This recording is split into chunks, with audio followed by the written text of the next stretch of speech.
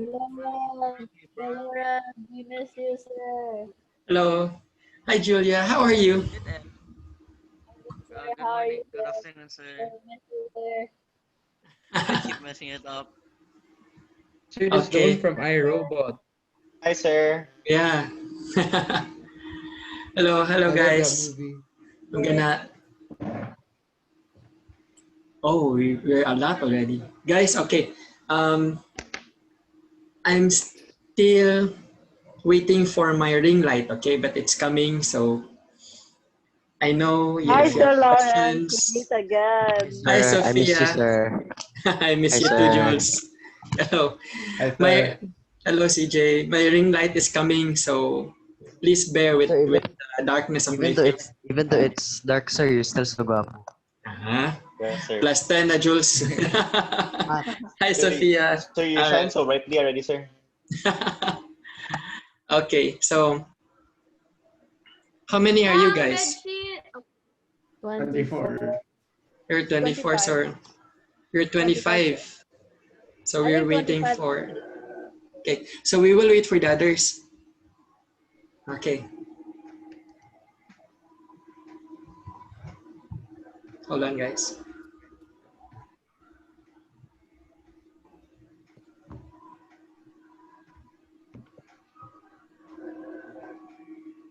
All right, so I'm going to share my screen now.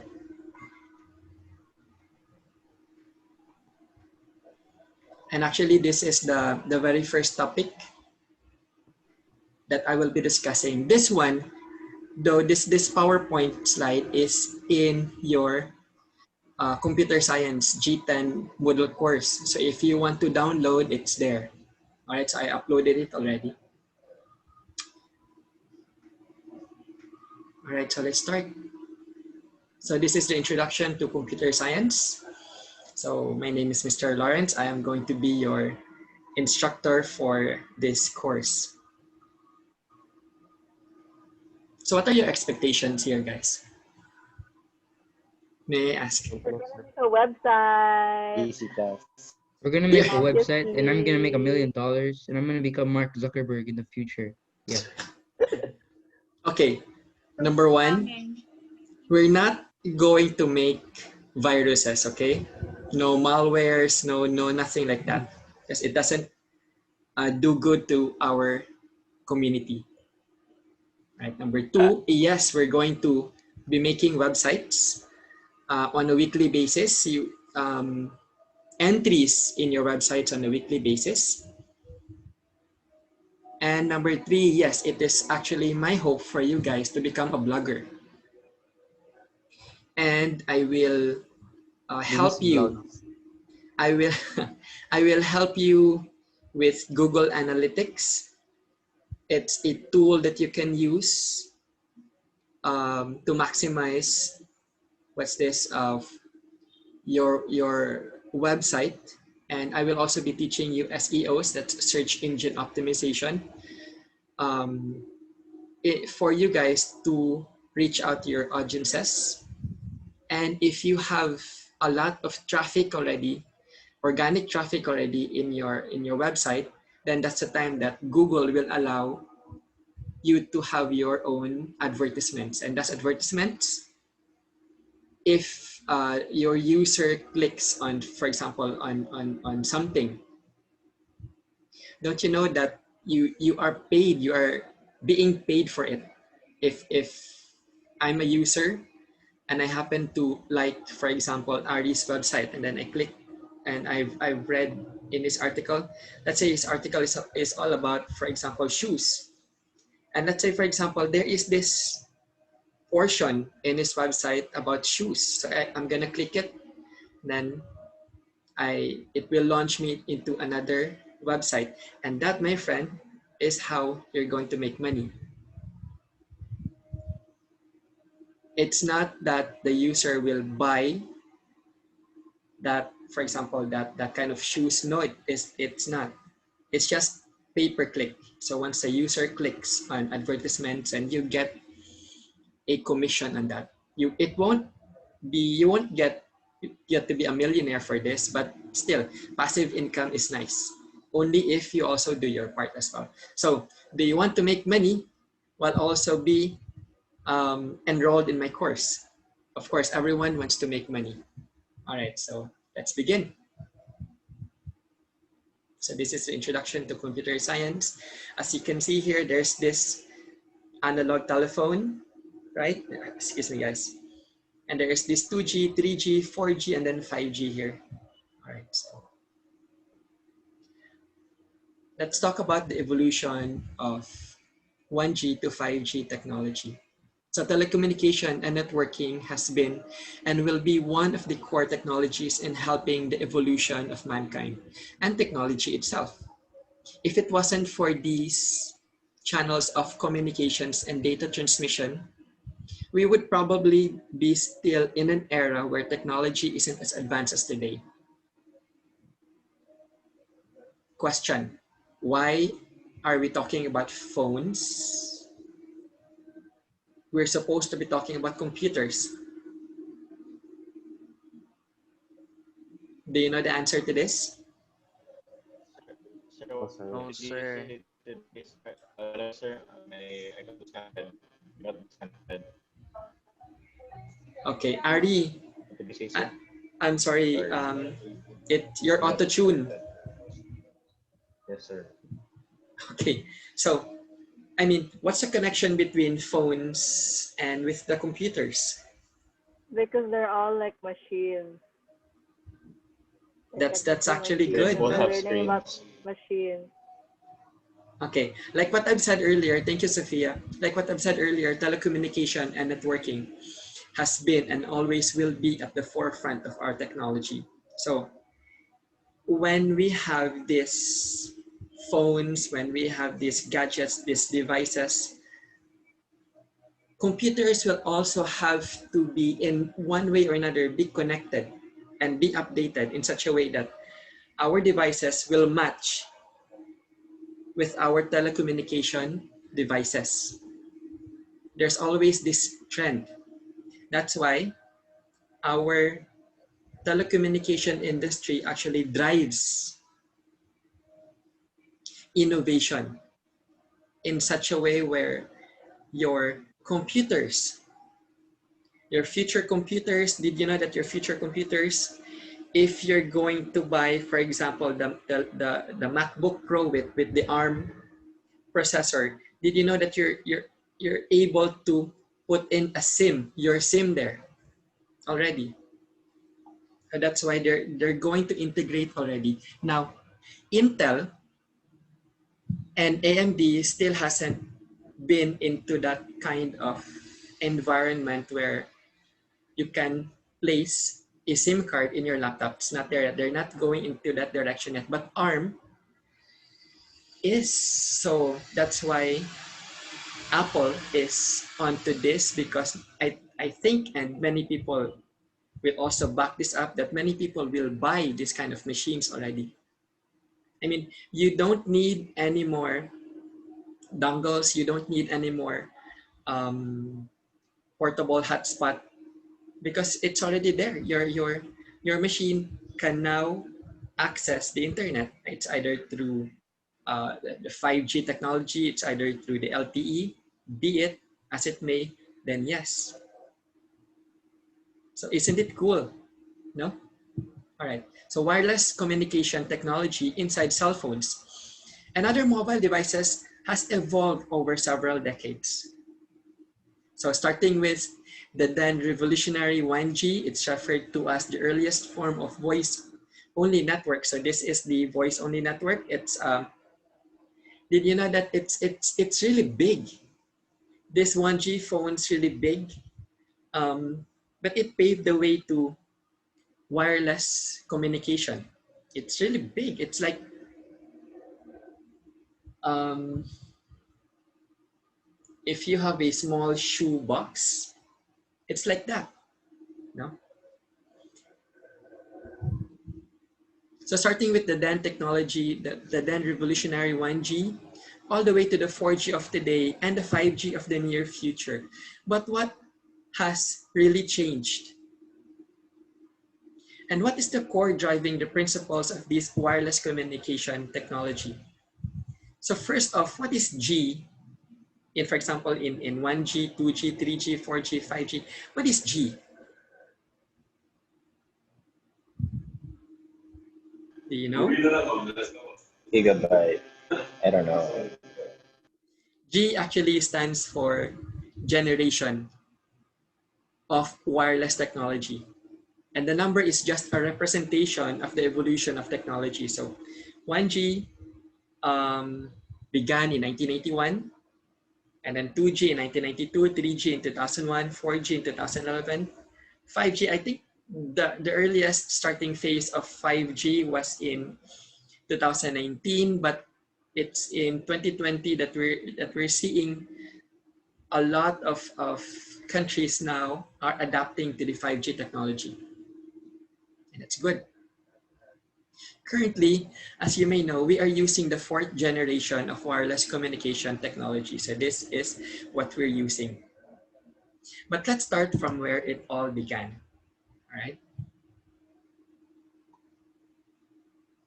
Okay, so the evolution of 5G. So this is the introduction of the first generation. It's 1G, it's the analog telecommunication, where if you happen to buy a phone, you can just what? Call. Nothing more, nothing less, call. 2G, text messaging began. And that paved the way to data, because remember when you send text, how do you send text messages? You need, for example, you need data for that. And that paved way for the 2G network. And then on 1998, yes, that's where 3G started. The mobile and wireless internet connection. 4G is the cloud internet protocol and truly mobile broadband, where everything is on cloud already. Even Office 365 is in cloud. So the launch of 5G unlimited data capacity, that's in 2019. So there was never something called 1G at first. It basically was a network with only voice call capabilities and only got the name 1G after 2G was put to use. Of course, because they had to segregate 1G to 2G. The technology was quite different already. During the 2G era, that lasted for quite a while, from 1980s to 2003, there were quite a few advancements made within the spectrum itself, such as GSM, GPRS, and Edge. So let's get to know your three best friends. So this is from the first generation to 2G. Let's get to meet GSM, GPRS, and Edge. All right, so Sophia, can you read GSM, please? GSM, short for Global Systems for Mobile Communication, enabled data transfer on top of voice communication at speeds that are seen as a joke today, 30 to 35 kbps. Okay, very good. Thank you for that. Although I was at that speed, 30 to 35 kbps, I wasn't able to hold that technology yet because I was young. I couldn't afford to buy that kind of phone because phones back then were expensive. No, that's GSM, short for Global Systems for Mobile Communication. What's next after this? Oh boy, this is where it started on my end, and this is where I was introduced to the internet when I had this device. For example, hold on. Can you see my screen? Yes, Yes, sir. sir. All right. So can Hey, you when my first imagine? phone was a Sony Ericsson. Okay, so can you imagine? This was my phone. I bought this. Yes, this was my phone. All right. Oh my goodness. I had this nostalgia right now, and I'm having this affinity because I really like this phone. It can actually do a lot, you know, surf the internet, um, try to take pictures, good pictures, mind you, good pictures, and as well as the music was you can put lots of music there. So this was my phone, and this was the time when I started to use GPRS. So GPRS is what? It's short for General Packet Radio Service. This is operated on a similar 2G technology as GSM, with a few refinements which gave it a higher data speeds of 110 kbps. So I was on my phone, and I Super was on my speed. phone, and you know, for example, if you go to some websites weren't really compatible with how you do your mobile surfing. So, but still, you can actually read news. You can search already. It was a revolutionary. Um,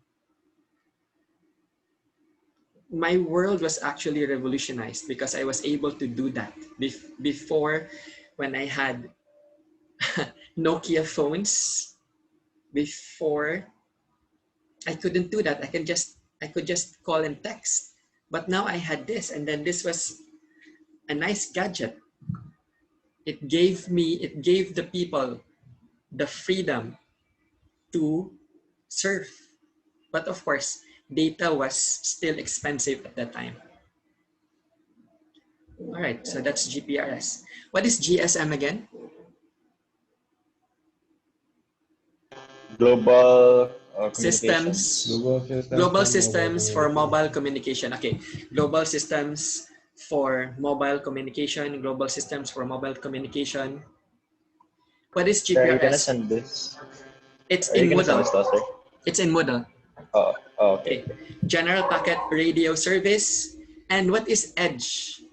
It's Enhanced Data Rates for GSM Evolution. So after experiencing GPRS, literally you can actually see GSM, GPRS, and EDGE on when, for example, when you use data, the your phone will actually try to configure what kind of data communication you have. So if it's GPRS, if it's Edge, I was really, really, really overjoyed already because for my part, it's not.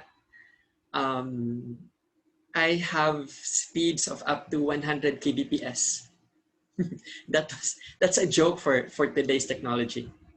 All right, so EDGE stands for Enhanced Data Rates for GSM Evolution. It's introduced in 2003 and was somewhat known to be a 2.9. It's nearing the 3G technology due to its significant advancements over GPRS and GSM.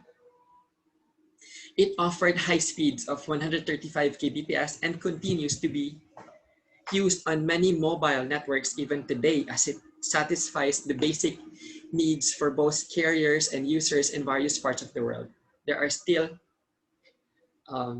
countries that have edge GPRS and GSM technologies. So we are not, although we complain a lot that our internet is a joke compared to our Southeast Asian neighbors, but still, if you take a look at countries in Africa, in countries, for example, in our poorer countries in Asia, you will say, okay, at least my internet connection is good compared to them. 3G, what is it? This was a big revolution in terms of technological advancements for network and data transmission. 3G has and had and has speed capabilities of up to 2 Mbps. That was good. When I remembered when we had 3G, um, it had the capability to transmit 2 Mbps. However, for Globe and Smart, they weren't really that up to par. They could only give up to speeds of nearing 1 Mbps, but it's still good. Now, it enabled smartphones to provide faster communication, send, receive large emails and texts, provide fast web browsing, video streaming, and more security amongst others. And this is good. It's a good indication that that we're actually progressing in terms of technology. All right, so 3G. It was widely based on CDMA 2000. What's CDMA? It's code division, multiple access, and edge technologies. But why? 3G is when you think about edge technologies, it's actually nearing the 3G technology already, right? But edge has some limitations. Now you might wonder why edge? Well, because edge was so advanced, it was able to provide enough capabilities to be considered as 3G, but not really up to 3G technology. CDMA 2000, on the other hand, operated on similar concepts but did it better. It enabled multiple channels to communicate at the same time, thus improvising on the speed and connectivity of the others. All right, so you see, the first generation was analog cellular phones. You know, the big phones that you were able to see on my first two slides. When carriers switched to 2G digital systems in the 1990s, they chose between several competing options. All right, so there were a lot already competitors, but the winners were CDMA and GSM. These were the 2G camps that survived. The rest died down because it was expensive to use and it was so complicated. The number one barrier of technology is for people. You have your gadget, but what good is your gadget if people don't know how to use it? So in this case, CDMA and Edge were the winners because they were easy to use. It was not that expensive to use. So hey, and that paved way to 3G. They remained split during the 2000s, so, or the 1990s, I'm sorry, through the third generation of cellular, which added better data speeds but stayed incompatible. So these two devices were incompatible. They were good, but in terms of, this is the CDMA, this is the Edge. If you join them together, it's good to join forces, right? But you can't because it's a totally different architecture. It's a totally different system. So this is CDMA and GSM split ended in theory as carriers all switched to LTE, a single global 4G standard starting in 2010. So let's go to 4G. The 4G standards set several requirements for mobile networks, so including mandating the use of internet protocols, you have the IP, for data traffic and minimum data rates of 100 Mbps. So this is for some of you guys, if you're at, for example, Xavier, and then you've subscribed to PLDT's fiber plan, you can actually get this 100 Mbps, and it's a good indication of technology. All right, 4G magic. 4G is often referred as magic. What does magic stand for? Ask Austin, can you read what magic stands for, please?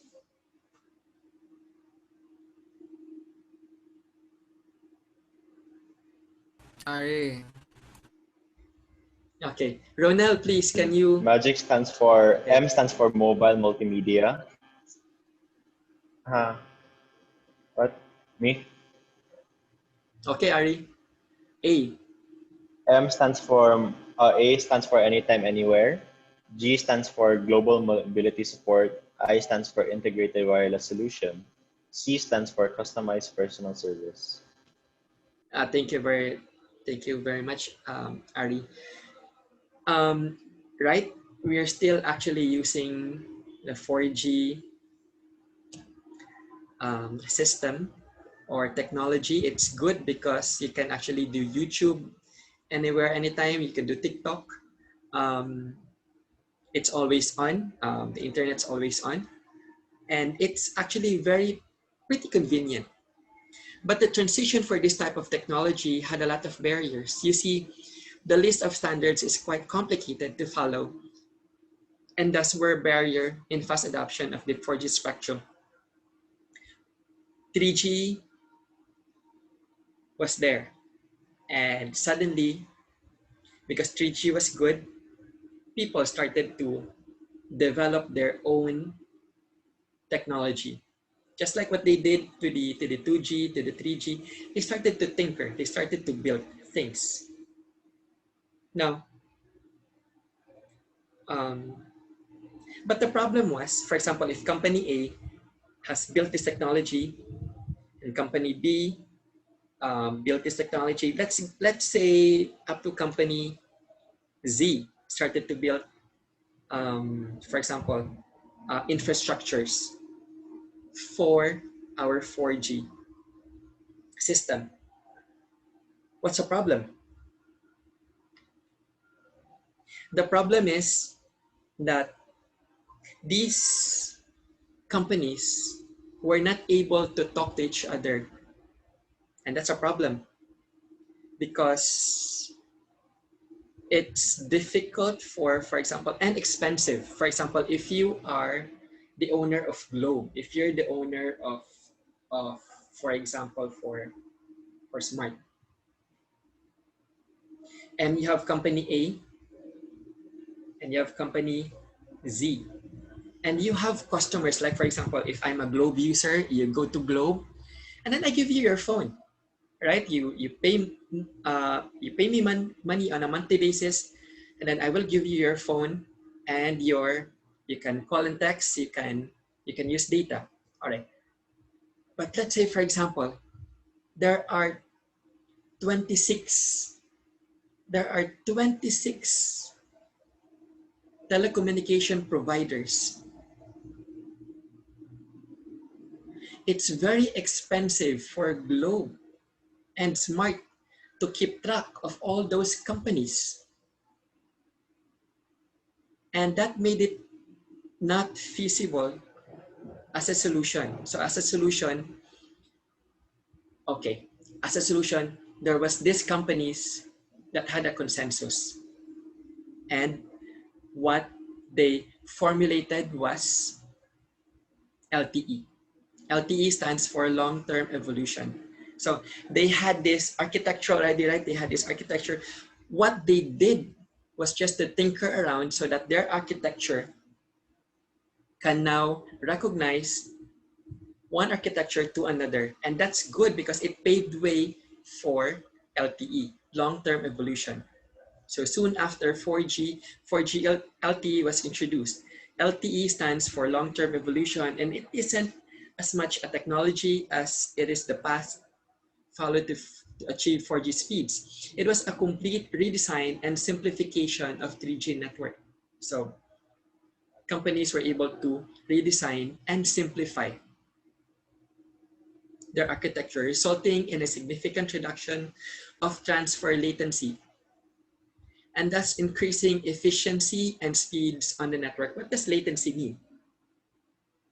It says here, latency measures the time it takes between your actions and the response between your computer, the internet, and everything in between. So let's say, for example, you're here, you're typing on your computer. For example, you're typing, is it going to rain today?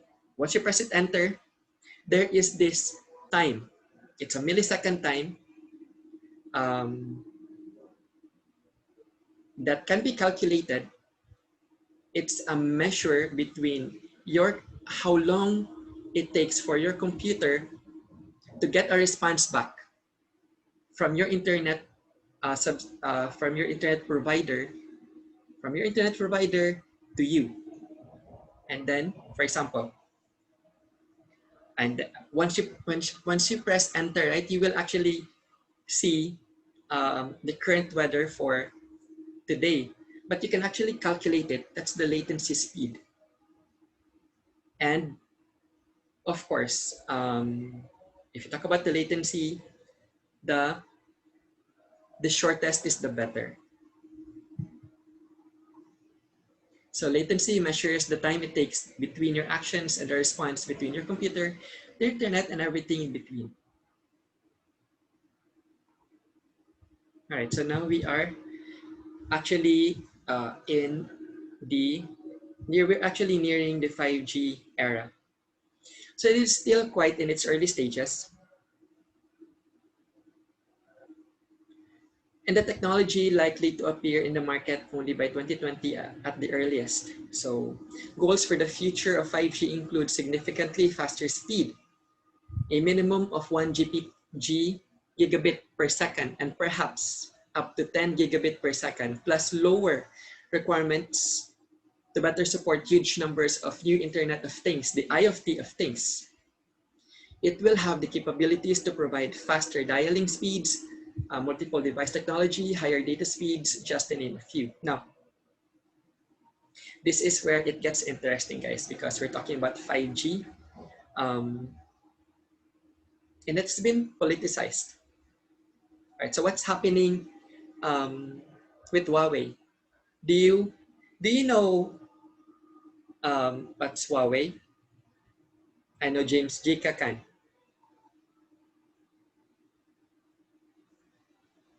Huawei. Do you know what Huawei, guys? Do you know what it is?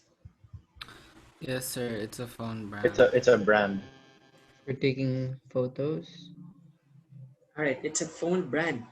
Now, before, Huawei wasn't really interested in making phones. No, they weren't, because they were committed in building network infrastructure. They were competing against Nokia and Sony and Ericsson. All right, so Huawei started um, in that kind of mindset. It's good. It's good until they ventured towards phones. When they ventured towards phones, suddenly the government of China backed Huawei. So Huawei had a lot of capability already in terms of its cash flow. What if, for example, your dad is a trillionaire? Your dad is a trillionaire. And you say to your dad, Dad, can I have I would like to start a business. Can you give me, for example, $500 million of loan? Your dad will say, sure. Okay, I'll give it to you. No interest, pay when able. And that's what happened to Huawei. Huawei was suddenly at the forefront of this thing. Huawei became global. Huawei invested the money that the Central Bank of China gave as loans. So Huawei was able to build universities, towns. Did you know that Huawei had a campus? Huawei had campuses all over China, and its main campus had a lot of buildings. If you want to go to building A, you're from building A. If you want to go to building, for example, G, you have to ride a bus because that's how far the building is. So, and it's not only that. Their campus is it's beautiful. It has scenery. It has parks. It has its own dormitory. It has its own cafeteria where people can just go and then eat for free, drink coffee for free. You can sleep there. They patterned it with to the campuses of Google, to the campuses of Microsoft, and to the campuses of Apple. That's actually good, right? And that's good. However, its founder, Ren Zhengfei, was a former military personnel. Ren Zhengfei had military connections. And that was the signal for the Trump administration to say, no, no, you will not build our 5G infrastructure in the United States. I am also calling Australia. I am also calling Germany. I am also calling my allies to not build, to not use you to build our 5G infrastructure. No, no, no. I am also going to ban you to use Android.